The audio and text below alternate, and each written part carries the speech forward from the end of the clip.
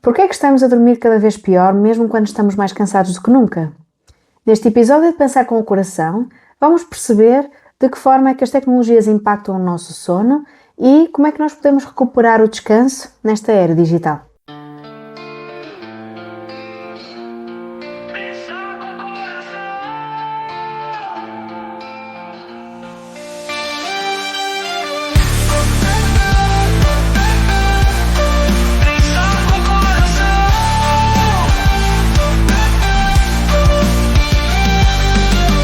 Bem-vindo e bem-vinda ao podcast Pensar com o Coração.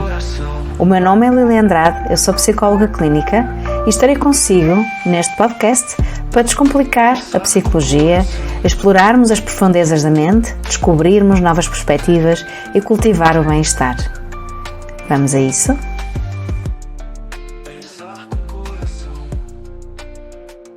Hoje vamos falar de um assunto que atravessa todas as nossas casas, todos os nossos lares, quase todas as rotinas e praticamente todos os corpos, que é o impacto das tecnologias, dos ecrãs, no nosso sono e na nossa saúde mental.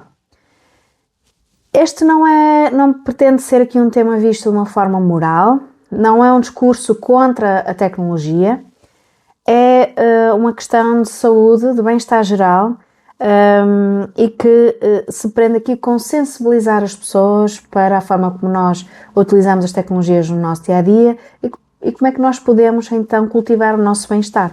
Começo por dizer que equipas de investigação ligadas à Harvard Medical School, à National Sleep Foundation, a universidades europeias, a agências nacionais de saúde de diferentes países convergem numa mensagem comum.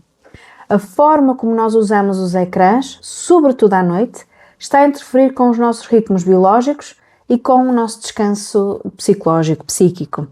Então, neste episódio nós vamos olhar para isso, vamos perceber também qual o impacto que estes ecrãs têm nos adolescentes e nos adultos e vamos ver estratégias básicas que podemos pôr em prática no nosso dia-a-dia. De facto, dormir bem não é um luxo, é um requisito biológico fundamental para a nossa saúde mental. Durante muito tempo o sono foi visto como uma pausa. Hoje nós sabemos, hoje em dia, que é um processo ativo, organizado e essencial para o funcionamento psicológico. Então o que é que acontece durante o sono? Durante o sono o nosso cérebro consolida memórias, regula emoções através do sono REM, ajusta os nossos sistemas hormonais e permite a recuperação do esforço cognitivo, emocional e físico. Existem relatórios populacionais, realizados, por exemplo, pelo CDC, que é americano, que mostram que os adolescentes com sono insuficiente relatam com maior frequência sintomas depressivos, ansiosos, dificuldades de concentração, sensação persistente de fadiga e uma menor sensação de bem-estar geral. A National Sleep Foundation, após analisar vários estudos, concluiu que o uso de ecrãs, sobretudo nas horas que antecedem o sono, está consistentemente associado à pior qualidade do sono em crianças, adolescentes e adultos. E este impacto no sono funciona como um amplificador de vulnerabilidade emocional. Ou seja, dormir mal não cria por si só uma perturbação mental, mas reduz drasticamente a capacidade que as pessoas têm para lidar com o stress, a frustração e as emoções mais desafiadoras. Mas qual é o impacto aqui, então, destes equipamentos? Comecemos pela melatonina, o nosso mecanismo central. A melatonina é produzida pelo nosso corpo e funciona como um sinal biológico de noite. Ela informa o nosso corpo que é a altura de desacelerar. E investigadores demonstraram algo muito relevante. Não é necessária luz intensa para interferir com a melatonina. Portanto, as investigações, como por exemplo de Gully e colaboradores, demonstram que a luz doméstica, nas horas antes de dormir, já é suficiente para atrasar o início da melatonina, encurtar a sua duração e reduzir a noite biológica do organismo. O que é que os ecrãs acrescentam? Acrescentam um fator crítico, que é a luz azul. Então, um estudo experimental conduzido por Chang e colaboradores em Harvard mostrou que adultos que leram e-readers, portanto, aqueles tablets de ler livros luminosos, durante cerca de 4 horas antes de dormir, ao longo de várias noites, demoraram mais tempo a adormecer, tiveram uma diminuição significativa da melatonina, apresentaram um atraso no ritmo circadiano entre 1 hora e meia e sentiram-se menos alertas na manhã seguinte. Qual é o ponto-chave aqui? O corpo não reage ao conteúdo apenas, reage à luz. Portanto, para o cérebro, aquela luz significa que ainda é dia, então inibe a libertação da melatonina. Há pessoas que dizem: eu adormeço rápido, por isso não vejo problema. Mas a investigação mostra que a qualidade do sono é tão importante quanto a quantidade. E Gully, novamente, e os seus colaboradores observaram que a exposição da luz à noite encurta a duração da melatonina em 90 minutos, fragmenta os ciclos de sono e altera a arquitetura do descanso.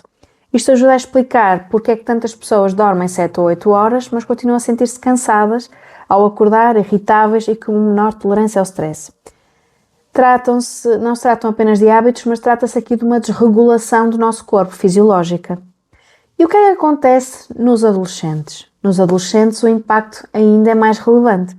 Então, um estudo experimental conduzido por Nagari e colaboradores comparou adolescentes e adultos e mostrou que, para a mesma exposição à luz noturna, os adultos apresentam uma maior supressão de melatonina, sobretudo com luz rica em azul.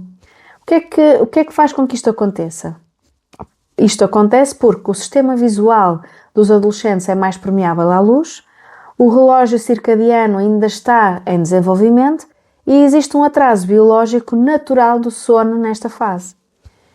E então os estudos vêm confirmar esta preocupação. Portanto, encontram-se associações entre maior tempo de ecrã, pior qualidade do sono e mais sintomas de ansiedade e depressão em adolescentes. Portanto, aqui estes elementos a relacionarem-se entre si. Ainda dados analisados pelo CDC, novamente, mostram que adolescentes com mais de 4 horas diárias de ecrã têm uma maior probabilidade de terem um sono irregular, não se sentirem descansados e de poderem ter sintomas depressivos e ansiosos.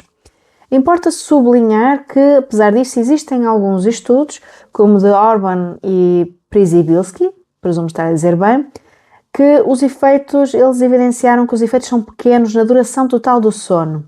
Mas o problema é que pequenos efeitos repetidos diariamente têm um impacto cumulativo ao longo do desenvolvimento. Portanto, não é assim tão irrelevante. A ciência mais recente trouxe aqui um ponto essencial.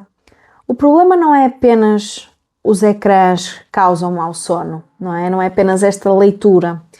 Uma revisão teórica de Bauducco e colaboradores propõe aqui um modelo bidirecional. Os ecrãs podem piorar o sono, mas dormir mal também aumenta o uso de ecrãs. Ou seja, muitas pessoas recorrem ao telemóvel à noite para distrair a mente, para regular a ansiedade ou para preencher o tempo porque não conseguem dormir. Então isto depois cria um ciclo que é difícil de quebrar, sem consistência e sem uma estratégia clara. Então, aqui entram as recomendações que nós podemos dar para nós próprios para não entrarmos neste ciclo vicioso. A Agência de Saúde Pública da Suécia deixa então aqui algumas recomendações que nós podemos aplicar para nós. Um que é evidente, que é evitar ecrãs antes de dormir. Outro que muito se fala, que é manter os dispositivos fora do quarto. Criar rotinas consistentes. E adaptar os limites à idade. Então, para adultos, desligar os ecrãs 60 a 90 minutos antes de dormir, reduzir a luz artificial à noite e expor-se à luz natural pela manhã. Para adolescentes, existem também aqui algumas indicações. Portanto, horários claros e bem definidos para desligar os dispositivos, telemóveis fora do quarto e um envolvimento parental consistente e dialogante. Os filtros da luz azul podem ajudar, mas não substituem a redução desta exposição. Continua a ter um impacto.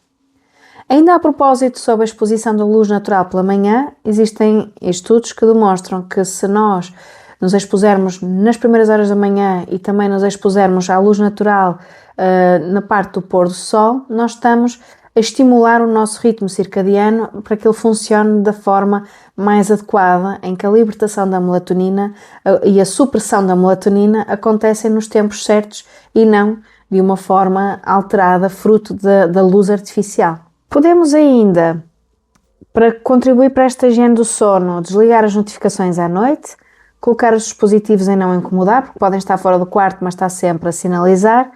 Optar por atividades relaxantes não digitais, por exemplo, ler livros físicos, tomar um banho morno, usar aqui a respiração consciente, fazer aqui exercícios de meditação ou ter uma conversa tranquila com a família. É importante manter os horários, portanto, mesmo tentar ao fim de semana, porque ajuda melhor nesta consistência. Portanto, tentar manter o horário de acordar e o horário de dormir semelhante. E dar aqui, dormir de luz apagada também é importante, às vezes tirar aquele stand-by da televisão também faz toda a diferença.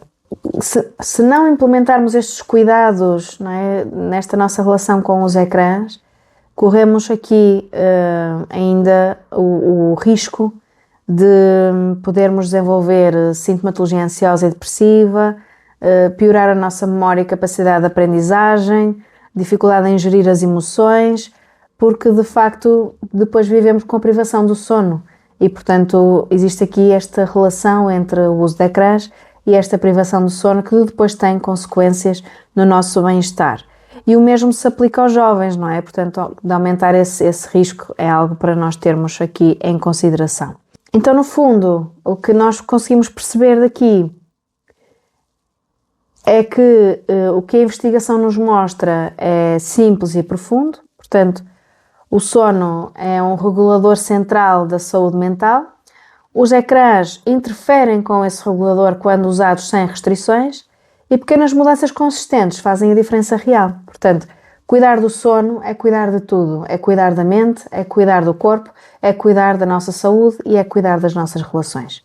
Então, nesta era digital, descansar bem exige intenção, mas depois os ganhos desta nossa intenção são grandes.